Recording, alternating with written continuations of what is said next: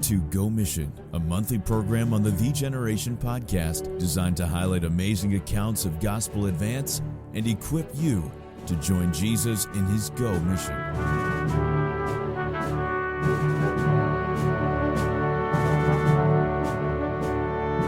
Welcome to the GoMission podcast.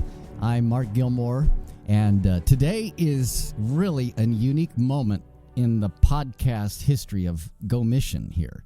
And because I have with me a very special friend, Brother Glenn, who's going to share with us his story and what God's amazing opportunity God's given to him. But here for this podcast, we are at the Generation Youth Summit.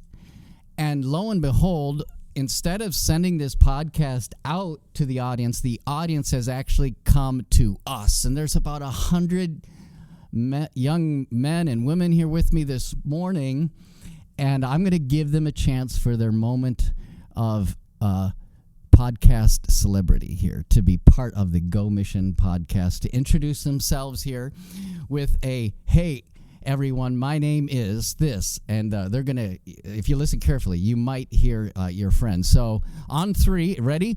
1, 2, 3. Hey!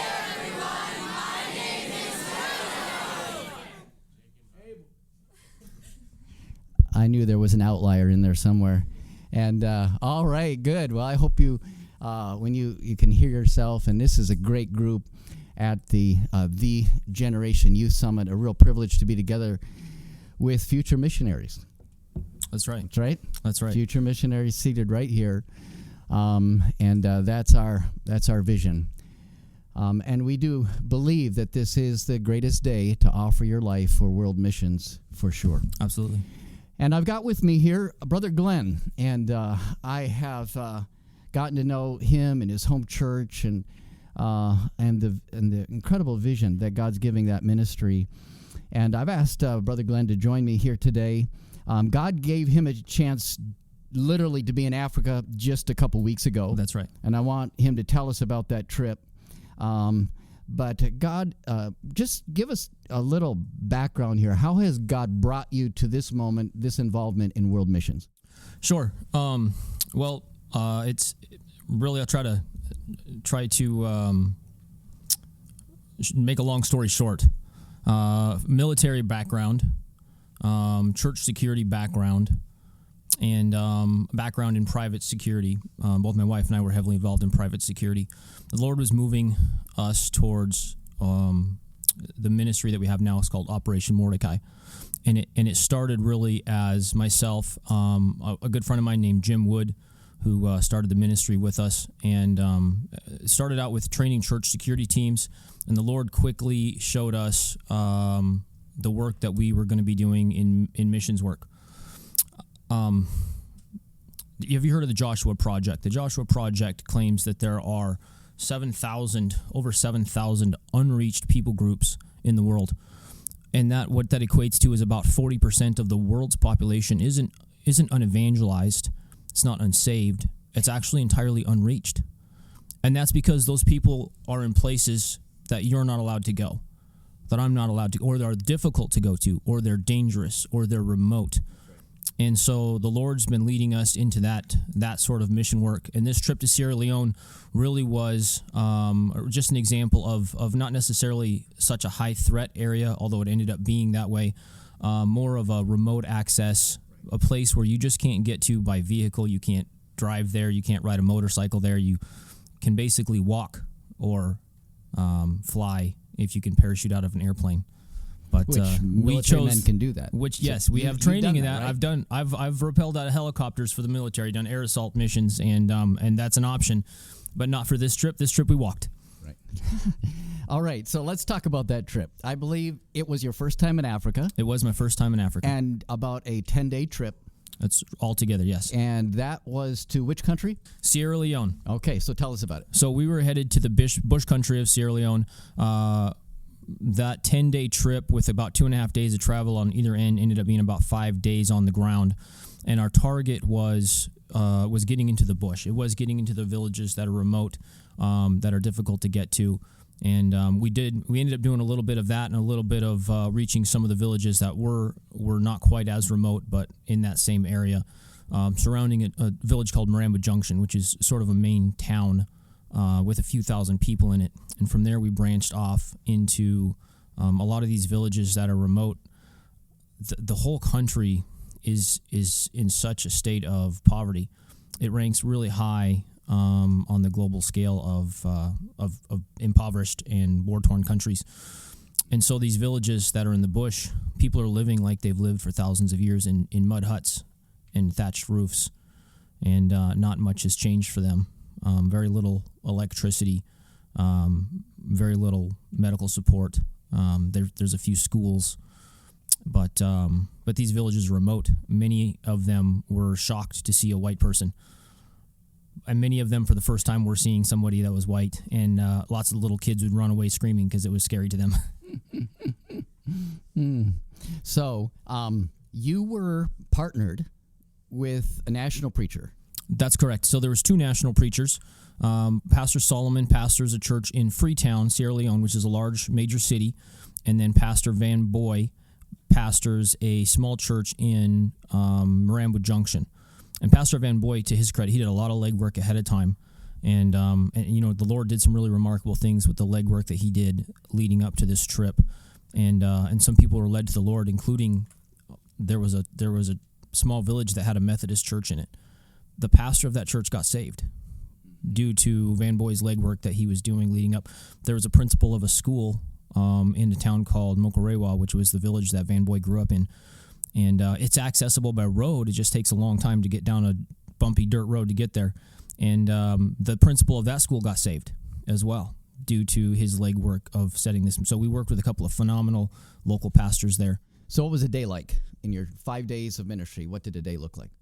About 5 days that we were on the ground. Really what we did is we got going as quickly as we could. We spent the first day in that village, Mokorewa. One of our key ministry tools we had was a projector and a screen and the Jesus film in their local language. So we would spend the day doing evangelism, preaching, traveling to villages that we could go. Really what we'd try to do is jump off the main road onto the trails, spend the day hiking throughout the countryside, getting to maybe 3 or 4 villages that would be, maybe 3 to 5 miles apart from each other. So in a day, maybe we'd travel 20 miles, but we hit several villages in that time. And each time we'd come to a village, we could immediately gather anyone who was in the village together to preach to them. Several times we stopped at schools along the way, and we were able to go in and preach to the children during the schools, during class, in their what would be their public schools. And that was widely received. And then, what we would do is invite everybody that evening to a central location that they could try and get to, and we'd play the Jesus film. And for these guys, with very little power running anywhere at night, if you're traveling at night, you see a light bulb somewhere. That's where all the people are, around a light bulb, because they don't have any power. So for them to see a movie projected onto a large sheet that we had hung up, projecting a movie in their language, it was a big deal, and it drew large crowds in the evening. So a day would look like us hiking from village to village preaching. We'd find a spot to sling hammocks between trees in the bush near or just outside one of the villages where we would show the Jesus film, and we would show that film at least once. Sometimes they wanted to watch it a second time, but after the Jesus film, after the first time, we would do then a gospel message and invitation. And lots of people got saved just from that as well. You're there in Sierra Leone. You are obviously English speaker. Did English work for you? English worked about half the time. So English is the official language of Sierra Leone. And in Freetown or in the populated areas, pretty much everyone spoke English. But as soon as you step off into the bush, it's a hit and miss type thing. The older generation, many of them don't speak any English. Mende is a very common language there. A lot of the younger generation read and speak English because schools have been planted in that country. Most of the villages we went to, there was a school within walking distance, maybe less than 10 miles, maybe less than 5 miles from the villages. So a lot of the children are educated in the English language. So we were able to communicate, honestly, in the village, in the bush. We're almost able to communicate better with the young generation than we were with the older ones. But we had a translator everywhere we went as well. Wow. What do you think? My young audience is sitting with me here. Are you all in on that? Like, get a little pack on your back and trek miles down a trail? Man, I want to do that. That sounds awesome. I'd love to turn around and head right back into the bush and go even deeper. Yeah. It's so, 5 days. I think we altogether hit 12 to maybe 15 villages, and we don't even scratch the surface. Yeah, you don't even. You like, well, what's down that trail? What's down that trail? So many opportunities. There's another village. Yeah, so many opportunities, and the door is so wide open for the gospel there. As we continue in our podcast, we're going to find out that it's not all just fun and games. We'll learn that God's given us a story along that line, but it is it really is. It's fun. It's a blessing. It's good. It's incredible. It's good. So as you're preaching the gospel, how did the people respond? That was maybe one of the coolest parts of the trip. And it didn't matter if we were in Freetown on the way in or on the way back, or if we were in the bush. Every single person that we came up to was willing to talk to us, was willing to hear us give the gospel, was willing to talk about God. The religion there is a bit mixed. The Methodists and Charismatic have been in there heavily. There's a lot of Muslim presence, and the common denominator there is nobody has the gospel. They don't have the gospel of Jesus Christ. Even some villages that have a Methodist church and a school in them, and the children will sing songs about Jesus in the morning at their school, but they've never heard the gospel. They've never heard how to be saved. Mm-hmm. They believe in God. They believe in Jesus, but they have no idea how to get saved. They haven't been taught that. They don't really have Bibles. Many of the Methodist preachers, they'll talk about God, and they'll talk about being good and loving people and lots of things that aren't bad. But the thing they're lacking is the gospel of Jesus Christ, and they're so open to that. We were able to get the gospel to over 1,700 people in these villages in the bush, and there was more than 500, I think 510, 512 people that we know of that accepted Jesus Christ in that time. A couple of really unique experiences. There was one village we went to, there was a young Muslim, and this village had a Methodist church. In this Methodist church, Pastor Van Boy was actually able to lead their pastor to the Lord 2 weeks before we got there. And he'd begun evangelizing the village. So as we used this village as a hub to reach out to other villages in the bush beyond it, one of the people that came to that village was a young Muslim man, 18 years old. And after they brought us into the church there, and the pastor introduced us, and we talked a little bit, and the Muslim man raised his hand, and he was like, well, what about Muslims? And the pastor knew this guy and had been working with him for a while. And he says, no, you're a Muslim. He's like, yeah, I'm a Muslim. I study the Quran. And so I just grabbed my Bible, right? Just on the spot, I grabbed my Bible and went and sat down by him, gave it to him. I was like, well, now you read the Bible. And so I sat with that young man for probably 20 minutes and led him to the Lord Jesus Christ. He got saved right there on the spot. Yes, praise And then he took us out to his family, had a farm out in the bush. His mother and father were under a lean-to with a fire underneath it, with the baby crawling around, so just desperately poor. And before we left that village, we were able to witness to his father as well, give him the gospel. I don't know whether or not his father accepted. There's a good chance that he will, because his son has and his brother did. There's a good chance that the gospel will then continue to spread in that village. And I know Pastor Van Boy, who's a local there, is going to continue working in that area. Wow.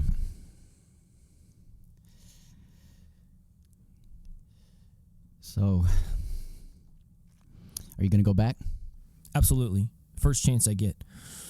Our next trip that we have coming up is probably going to end up being to Zambia. The Lord's opening some huge doors in that. The military has invited us to come and preach the gospel to all of the military bases and bring Bibles to all of the soldiers. So we have a huge open door to the military of Zambia right now. But I definitely am going to be going back to Sierra Leone and continuing the work there. There's so much more opportunity. There's so many more places to get to. One of the cool things they're doing right now is a radio station. The Lord opened the doors for them to get a radio tower in Marambo Junction, way out in the bush. They were able to bypass everything in Freetown and go straight out to the bush. So they'll be able to set up a radio station that'll reach many of these villages. So the next time we go out there and we go deep into the bush, what we're going to do is bring single channel solar powered radios with us. And so when we leave the bush, when we leave the village, we will leave them with a radio that'll transmit from the tower in Marambo Junction as far as it possibly can reach. How do you feel like this experience touched your life, changed you? Incredibly so. You know, it's said that the eye affects the heart, and it's just, in a way, heartbreaking to see how so many people living in such desperate poverty and without the gospel message there. You know, there was a man that came to one of the Jesus films that we showed, and he talked to us afterwards, and he said he just escaped 2 months ago. This is 2 months ago. He escaped a village where he'd been sold to for a human sacrifice. A friend had sold him to a village to make him a human sacrifice. And the Lord allowed him to escape the village. And he said the Lord preserved him as he ran through the bush. He showed us the scars all over his body where he'd been cut up from running through the bush to try to escape these people. And the Lord, he wasn't a bushman. He didn't know the bush, but he was able to escape and survive and get out and get back to civilization. But that's what's over there. There's still villages sacrificing people that desperately need the gospel. There's villages of 100% Muslim people, not because they rejected Christ, because they've never heard about him. Well, as I just hear stories like this, meet people like yourself, encounter just my own experience in the field, Africa is a wide open. It's so field. wide open. When you think of a country like Sierra Leone, Zambia, Malawi, and other places, there should be just a compelling desire to go and to be part of that. Absolutely. And young people, I just get on your knees and beg God to send you to Africa. Beg him to put his hand on your life and let you be part of this. As we say, you have the opportunity of your lifetime. Absolutely. All you've got is one lifetime, and it's your opportunity, and to invest it in a way like this. You know, we talk about how the fields are white to harvest. We talk about this often, and often when we refer to that meaning that the fields are ripe and ready to be picked. There's another analogy there with the fields being white unto harvest, and a white harvest is referring to a harvest that's late in the season, and the weather's grown cold, and the frost has already come on the harvest. It's frozen. And at that point, the harvest is literally dying on the vine. And that's what you have in Africa right now. It's so ripe. It's so late. And the harvest, the fruit is literally dying on the vine, waiting for someone to come and share the gospel. Man, while you're praying that the Lord would send you to Africa, just go to Africa. Just take a trip. Yeah. Take a trip and go to Africa. Go there. Even if it's 10 days. Maybe it's 2 weeks. Whatever it is. Tell you what, I cannot get to these villages in the bush. I cannot. Hey, I'm good at ruck marching, being in the military. I'm good at walking a long ways under a heavy load, but I cannot get to all these villages. There's a bunch of young people in here that could do a lot of work if we just get up there and go. Well, this isn't a time to be trembling in fear. This is a time to be filled with the Spirit of God and to be engaging the harvest that's around us. Remember, the only way to stay at peace in a world of turmoil and uncertainty is to stay on mission with Jesus in his GoMission. Thanks for joining us for this episode of the Generation Podcast. If this challenge stirred your heart, then you might want to join us this coming October for our annual The Generation Youth Summit. You can compete in exciting 4-way competitions and hear how your life can turn the world upside down. For more information, please visit thegeneration.org/summit. That's THEEgeneration.org/summit.